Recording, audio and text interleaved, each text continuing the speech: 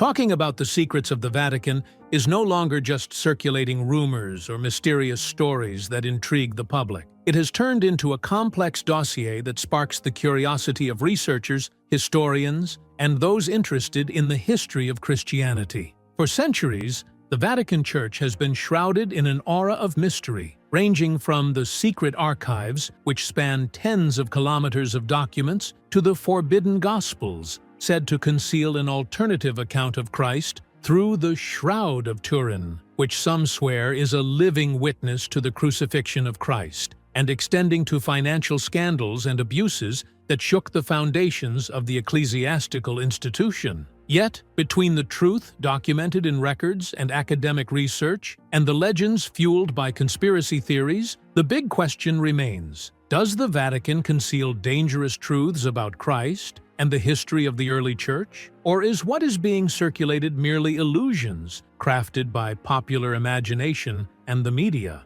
In this video, we will dive deep into the dark files of the Vatican, from the fortified archives to the Council of Nicaea, from the Dead Sea Scrolls to the Third Secret of Fatima, from the Shroud of Turin to financial scandals and abuse cases, and even to the strangest legends such as the Time Machine and the Prophecy of Saint Malachy. Stay with us until the end, and don't forget to support us by liking the video and subscribing to the channel to receive all our latest updates.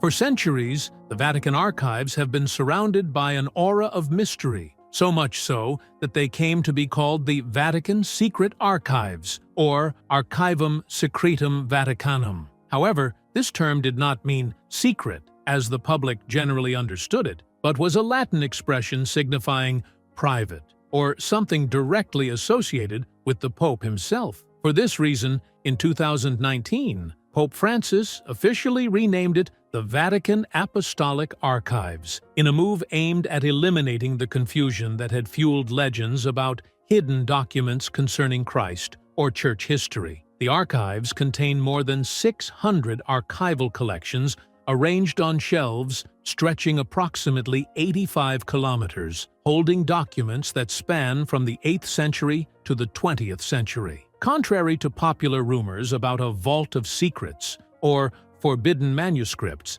access to these archives is available to academically qualified researchers under well-established procedures. Just as in the archives of major nations, the archives operate according to a principle of gradual access, where files are opened sequentially according to historical periods. The most recent opening for researchers was the documents of Pope Pius XII, which occurred in March 2020. This decision allowed historians to study a highly sensitive period related to World War II and the Vatican's position on Nazism and the Holocaust. Thus, what was once called the secret archives was not a place where truths were buried, but rather a private repository of papal documents gradually made available according to recognized scholarly standards. This clarifies that the sensational image widely associated with the archives stems more from a linguistic misunderstanding than from documented reality.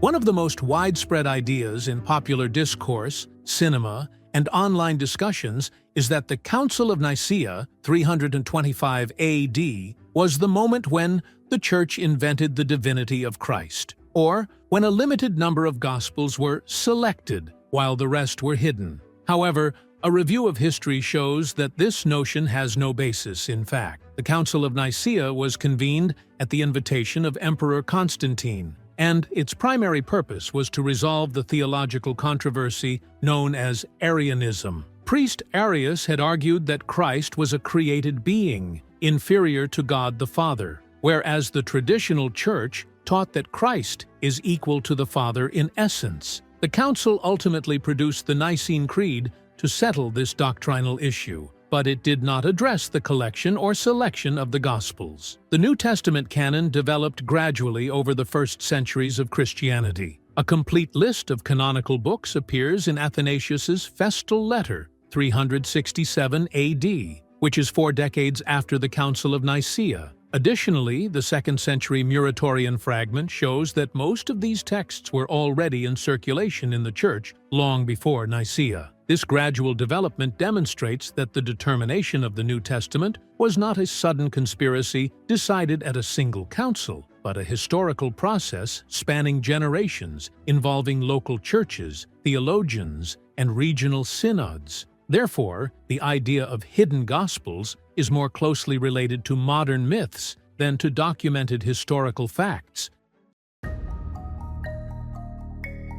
The apocryphal Gospels have long been a subject of widespread debate, as it has been commonly believed that the Vatican hides texts such as the Gospel of Thomas and the Gospel of Mary because they contain alternative accounts of Christ and his teachings. However, historical and scholarly research shows otherwise. In 1945, a complete library of over 50 texts written in Coptic was discovered in the Nag Hammadi region of Qena Governorate in Upper Egypt. These manuscripts were not hidden from the world. They were transferred to Egyptian and international museums, and Western and Egyptian academic institutions published and studied them scientifically. The library includes Gnostic and philosophical texts, such as the Gospel of Thomas, which contains sayings attributed to Christ outside the canonical Gospels, as well as the Gospel of Philip and the Gospel of Mary. Although these texts are referred to as apocryphal, meaning hidden, they were never in the possession of the Vatican nor part of its secret archives. As for the Dead Sea Scrolls, also known as the Qumran manuscripts, they were discovered in 1947 in caves near the Dead Sea, in what is now occupied Palestine. This vast collection of Jewish texts dates from the 3rd century BCE to the 1st century CE, and is considered one of the most important archaeological and religious discoveries of the 20th century. Initially, a small international team had exclusive access to study these manuscripts, which fueled rumors about Vatican interference and suppression. However, the facts show that the Church had no role in this. The exclusivity was a natural result of the scarcity and sensitivity of the texts. Since 1991, this monopoly was broken, with full reproductions of the texts published through the Huntington Library in California, and today they are digitally accessible via the Israeli Antiquities Authority and various global research centers. Among the most intriguing cases associated with the Vatican is what is known as the Third Secret of Fatima. The story dates back to 1917, when the Virgin Mary reportedly appeared, according to the testimony of 3 shepherd children, in the town of Fatima, Portugal, and revealed 3 secrets to them. The first 2 secrets were made public in the first half of the 20th century, while the third remained shrouded in secrecy until the beginning of the new millennium. On June 26, 2000, the Catholic Church officially announced the full publication of the Third Secret of Fatima, accompanied by a photographic reproduction of the original manuscript written by Sister Lucia, one of the children who witnessed the apparitions. The Church also included a detailed theological commentary signed by Cardinal Joseph Ratzinger, who later became Pope Benedict XVI, and Cardinal Tarcisio Bertone. The published text does not contain a conspiracy or a hidden prophecy of the end of the world, as some online videos suggested. Instead, it describes a symbolic vision involving an angel proclaiming the world's judgment and clergy facing persecution. The Vatican interpreted this as a reference to the Church's suffering in the 20th century, particularly under communist persecution and the attempted assassination of Pope John Paul II in 1981. Nevertheless, popular doubts have persisted. Some writers and journalists have suggested that the published text does not represent the complete secret, or that there are additional undisclosed appendices. However, the official position is clear. The secret was fully revealed, and any further interpretations remain symbolic or personal, not part of any hidden documents. The Shroud of Turin is one of the most controversial Christian symbols throughout the centuries. Preserved in the Cathedral of Turin, Italy, a wide segment of believers considers it the burial cloth that wrapped the body of Christ after the crucifixion, carrying traces of blood and bodily impressions left by his sacred body. For millions around the world, it is regarded as a holy relic that touches their spiritual sensibilities and serves as a Christian icon, representing a pivotal moment in the history of the faith. Science, however, offered a different perspective. In 1988, radiocarbon C14 testing was conducted in 3 prestigious laboratories in Britain, Switzerland, and the United States. The results dated the shroud to the period between 1260 and 1390 CE, that is, the Middle Ages. This caused a major shock among believers and reignited debates about the shroud's authenticity. Some considered the scientific results definitive, while others questioned their accuracy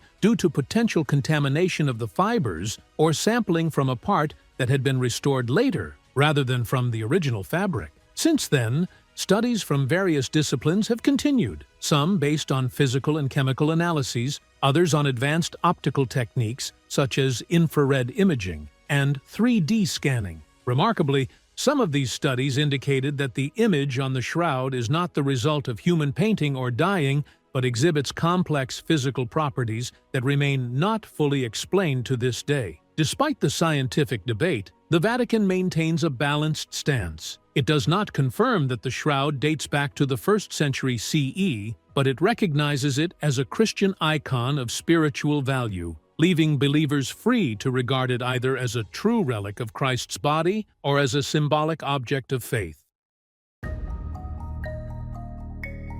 The contemporary history of the Vatican has not been free of financial controversies that shook its image worldwide. In 2012, the VatiLeaks scandal erupted when a personal aide to Pope Benedict XVI leaked a collection of internal documents. These documents revealed hidden conflicts, financial mismanagement, and conflicts of interest within the corridors of the Apostolic See, causing significant embarrassment for the Vatican and prompting extensive internal investigations. The leaks did not stop there. In 2015, the case resurfaced with the publication of 2 investigative books containing new documents, which confirmed that the financial and administrative crisis was deeper than previously thought. The largest scandal came later in what became known as the London real estate scandal, in which the Secretariat of State invested substantial funds in luxury property in London through opaque deals and mismanagement. Over time,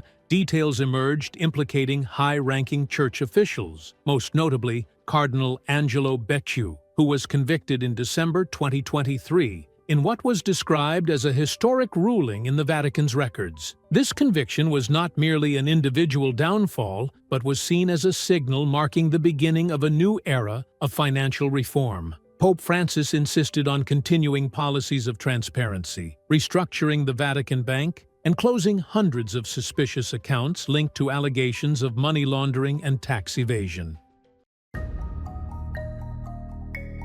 While financial scandals shook public trust in the Vatican's administration, the issue of sexual abuse within the Church dealt the heaviest blow to its moral and spiritual image. For decades, international reports accumulated documenting the exploitation of thousands of victims, especially children and minors, amid repeated accusations that the Church institution had not dealt with these crimes seriously. In a move described as historic, Pope Francis issued a decree on December 17, 2019, abolishing the pontifical secrecy over sexual abuse cases. This decision represented a radical shift in Vatican policy. Church authorities could no longer invoke procedural secrecy to refuse cooperation with civil courts. It also granted victims and witnesses the right to give their testimonies freely, without fear of ecclesiastical or legal penalties. These reforms strengthened Pope Francis's image as a leader of transparency. After his death in 2025, his successor, Pope Leon XIV,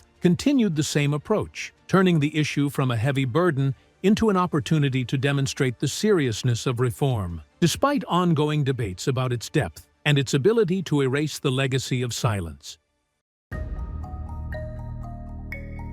Beyond solid academic documents, the name of the Vatican remains shrouded in an aura of mystery, fueled by legends and stories that are closer to fiction than to history. In popular imagination, it is said that forbidden books, such as the Necronomicon, are stored in a Vatican cellar, a legendary book associated with demons and black magic, believed to remain concealed to this day. The intrigue intensifies with tales of a time machine, allegedly invented in the 1960s by Father Pellegrino Ernetti. According to legend, this mysterious device could recreate scenes from the past, such as Cicero's speeches or even the crucifixion of Christ. This story has become one of the most circulated myths in the context of Vatican secrets. The prophecy of Saint Malachy, also known as the Prophecy of the Popes, adds another layer of mystery. It speaks of a symbolic series of popes extending to Pope number 112, nicknamed Peter the Roman,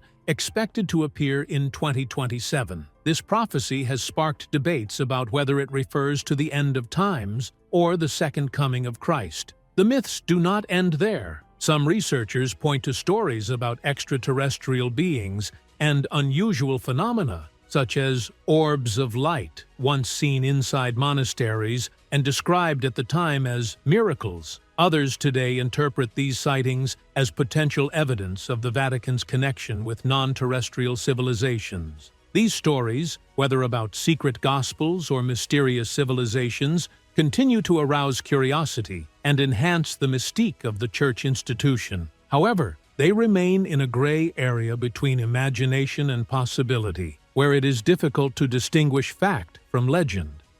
Ultimately, the Vatican remains a focal point of global debate. For believers, it is a symbol of holiness and Christian spirituality, while for critics, it is an institution burdened with political, financial, and moral accusations. This duality has kept its image oscillating between reverence and criticism, between its religious mission and worldly influence, and between legends and conspiracy theories. The most pressing question remains: does the Vatican conceal the truth about Christ, or is it attempting to hide the truth from people? And with that, we reach the end of today's video. Don't miss the chance to stay updated on all our latest content by subscribing to the channel and activating the notification bell.